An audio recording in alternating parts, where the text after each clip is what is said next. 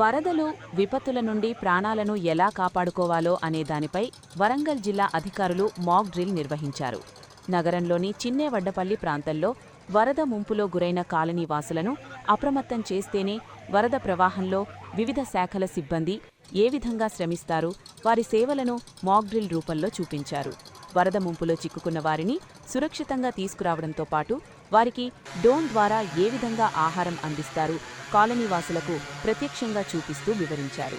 వరద, అనుకోని విపత్తు సమయాలలో అధికారులకు కాలనీవాసులు సహకరించాల్సిన తీరును సైతం వారికి వివరించారు. ఈ మాక్ డ్రిల్లో జాతీయ విపత్తు నిర్వహణ అథారిటీ ఆధ్వర్యంలో నిర్వహించారు. ఈ డ్రిల్లో విద్యుత్ శాఖ, రెవెన్యూ, వరంగల్ మహానగర పాలక సిబ్బందితో పాటు వివిధ శాఖలకు చెందిన సిబ్బంది తమ బాధ్యతలు కళ్లకు కట్టినట్టుగా ప్రదర్శించారు. ఈ జిల్లా కలెక్టర్ సత్యశారద మాట్లాడుతూ మాక్ డ్రిల్ ప్రాధాన్యత వివరించారు. ఫ్లడ్ సిచ్యువేషన్ ఎలాగా మనం ప్రిపేర్డ్నెస్ని ఇచ్చేస్తాము, మనం రెడీ ఉంటాము అన్న దిశలో నేషనల్ డిజాస్టర్ మేనేజ్మెంట్ ఏజెన్సీ ద్వారా ఒక మాక్ డ్రిల్ నిర్వహించడం జరుగుతుంది. డిస్టిక్లో నోడల్ పాయింట్ ఫైర్ ఆఫీసర్ నుంచి ద్వారా ఈ అన్ని డిపార్ట్మెంట్స్ ఇంక్లూడ్ అయ్యి ఈ ప్రోగ్రామ్ని కండక్ట్ చేస్తున్నారు. ఇప్పుడు మనం బేసికలీ చిన్నవడ్డేపల్లి ట్యాంక్ దగ్గర ఉన్నాము. మనకి తెలుసు ప్రతిసారి వర్షం వచ్చినప్పుడు ఈ లో లయింగ్ ఏరియా ఇనండేట్ అవుతుంది.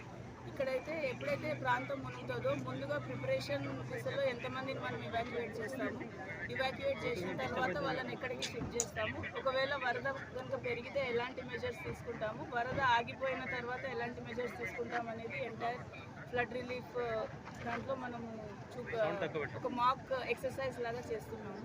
సో ఇందులో లైన్ డిపార్ట్మెంట్స్ అయిన ఎన్పీడీసీఎల్ దగ్గర నుంచి GWMC, police department, fire, revenue department, then veterinary department, agriculture department and all other lead departments అందరూ కూడా ఈ మనం అరేంజ్ చేసుకొని ఉన్నాము. ఈచ్ అండ్ ఎవ్రీ దాంట్లో మనము ఈ ఏవైతే ప్రతి దగ్గర మనం ఒక ఎంక్లోజర్ పెట్టుకున్నాం, పశువుల్ని ఎలాగ మనము కాపాడుతాము, మెడికల్ అండ్ హెల్త్ రిలేటెడ్గా immediate emergency first aid management centre ఒకటి ఉంది. అక్కడి నుంచి హాస్పిటల్ నియర్ బై ఉంది, ఫ్లడ్ రిలీఫ్ క్యాంప్ కూడా నియర్ బై ఉంది. సో వీటన్నిటిని కోఆర్డినేట్ చేసుకుంటూ ఎఫెక్టివ్గా హ్యూమన్ లాస్, యానిమల్ లాస్ లేకుండా ఎట్లా యాక్షన్ చేసుకోవాలి అనేది మనము